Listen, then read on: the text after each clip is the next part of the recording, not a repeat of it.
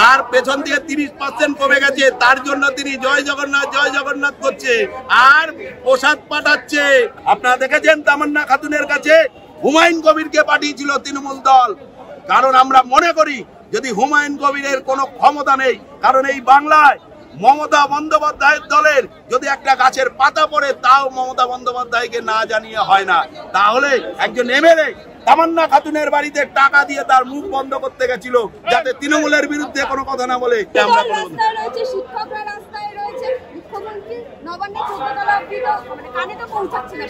আরে একটা কথা আছে, কানে দিয়েছি তুলো, পিঠে দিয়েছি কুলো, যদি হয় তাহলে মমতা বন্দ্যোপাধ্যায়কে দেখে শেখাতে। মুখ্যমন্ত্রী মমতা বন্দ্যোপাধ্যায় কিন্তু বলছেন যে আপনারা রাস্তায় রয়েছেন, শিক্ষকরা রাস্তায় রয়েছে, স্বাস্থ্যকর্মীরা রাস্তায় রয়েছে, উনি বলছেন যে 30% যদি আমি রাস্তায় নামাই তাহলে বিরোধী দলকে নিকট দিচ্ছেন, আপনারা সামলাতে পারবেন তো? আরে মমতা বন্দ্যোপাধ্যায় ওই 30%ও ছড়ে যাবে, কারণ মমতা বন্দ্যোপাধ্যায় জানেন যে তার পেছন দিয়ে 30% কমে গেছে, তার জন্য তিনি জয় জগন্নাথ করছে আর প্রসাদ পাঠাচ্ছে তাদের কাছে, ওই 30%-এর কাছে। ওই 30% প্রসাদ খেয়েছে, কিন্তু ভোট আর খেতে হবে না বাংলার মুখ্যমন্ত্রী মমতা বন্দ্যোপাধ্যায়কে। তারা বুঝে গেছে মমতা বন্দ্যোপাধ্যায় আমাদের মারা এবং মরার জন্য ব্যবহার করে।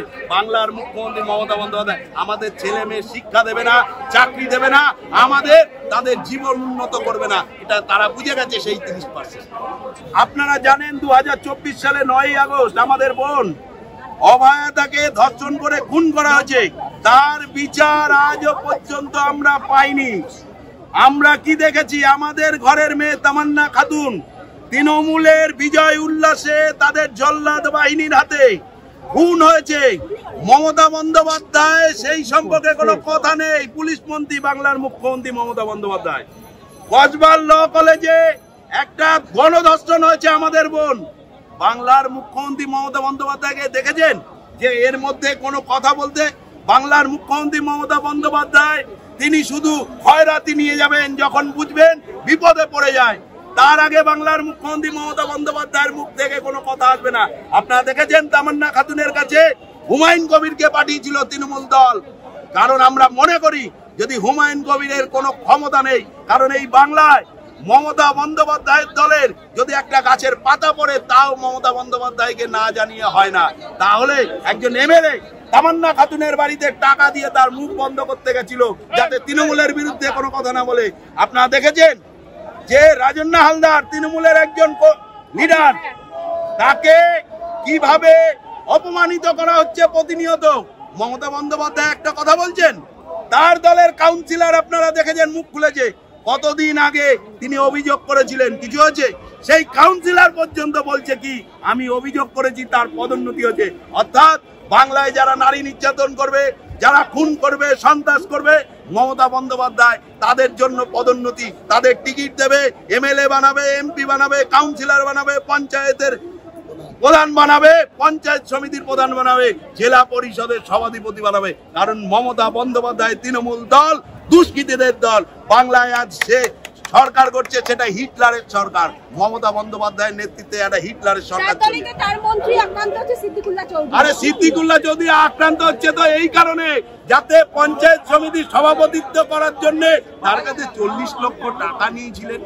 মমতা বন্দ্যোপাধ্যায় জানে না? মমতা ব্যানার্জি সব জানে, কারণ মমতা বন্দ্যোপাধ্যায়ের নির্দেশ ছাড়া এই বাংলায় একটা পাতা নড়তে পারে না। মমতা বন্দ্যোপাধ্যায় পুলিশ মন্ত্রী হওয়া সত্ত্বেও আপনারা দেখেছেন যে তাদের, আমরা দেখেছি জগদ্ধাত্রী পুজোর সময় যখন সরকার করেছিল প্রথম তিনি কি করেছিলেন? তিনি দুষ্কৃতী ছাড়িয়ে নিয়ে এসেছিলেন। তিনি বলেছিলেন না আমি দুষ্কৃতী আমি কন্ট্রোল করি, আমি গুন্ডা কন্ট্রোল করি, বলেছিলেন না বাংলার মুখ্যমন্ত্রী মমতা বন্দ্যোপাধ্যায়? তার সাথে সাথে এই বাংলা জুড়ে যেভাবে শিক্ষাঙ্গনে, যেভাবে শিক্ষকদের উপর আক্রমণ হচ্ছে, যেভাবে স্বাস্থ্য ব্যবস্থার উপর আক্রমণ হচ্ছে, আমরা মনে করি এর বিরুদ্ধে যদি আমরা পথে না নামি, কারণ আমাদের একটা প্রবাদ বাক্য আছে, যদি পরের বাড়ি আগুন লাগে সে আগুনে জল ঢালতে হয়। আজকে বাংলায় যে আগুনটা লেগেছে, যে আমাদের বোন, আমাদের মেয়ে, তাদের খুন ধর্ষণ হচ্ছে, যদি আমরা পথে না নামি কোন দিনকে আমরাও আক্রান্ত হব, আমাদের বাড়ির মেয়েরা আক্রান্ত হবে। এই রাজ্যে বলা হয় হচ্ছে বাম কংগ্রেস শূন্য, তাদের খুঁজে পাওয়া যায় না। যারা বলছে তারা দেখুক আজকে শুভঙ্কর সরকারের নেতৃত্বে কিভাবে মেয়েরা রাস্তায় বসে আছে। এত বৃষ্টিকে আমরা উপেক্ষা করি না। কংগ্রেস মানুষের কাছে আছে, মানুষের হৃদয় আছে। আজকে যেভাবে ভারত পশ্চিমবঙ্গের মেয়েদের উপর অত্যাচার হচ্ছে, নারীর উপর অত্যাচার হচ্ছে, আমার বোনের উপর অত্যাচার হচ্ছে, তার প্রতিবাদে আজকে যারা বলছে, যেসব মিডিয়ারা বলছে কংগ্রেস শেষ হয়ে গেছে, কংগ্রেস ক্যালেন্ডার হয়ে গেছে, তারা এসে দেখে যাও কত হাজার হাজার মা বোনেরা আজকে এই রাজপথে বসে আছে। আজকে আমাদের বাংলার মেয়েদের সুবিচার, আজকে যিনি বলেছিলেন বাংলার মেয়েকে চাই, সেই মেয়েকে আমরা বলতে চাই কোথায় আপনি? যেভাবে মেয়েদের উপর অত্যাচার হচ্ছে, আপনি কি বাংলার একা মেয়ে? আর এই মেয়েগুলো, এই বোনগুলোর কোনো দাম নেই। আপনি কোথায় আছেন? আপনি বেরিয়ে আসুন। বাংলার কংগ্রেস আপনাকে দেখিয়ে দেবে, ইঞ্চিতে ইঞ্চিতে বুঝিয়ে দেবে কংগ্রেস মনে করলে কি না পারে।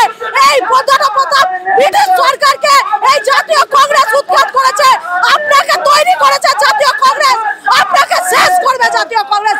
আমরা বলতে চাই সমস্ত মানুষের কাছে, আপনারা দল ও মত নির্বিশেষে আপনারা কংগ্রেসের আশে থাকুন।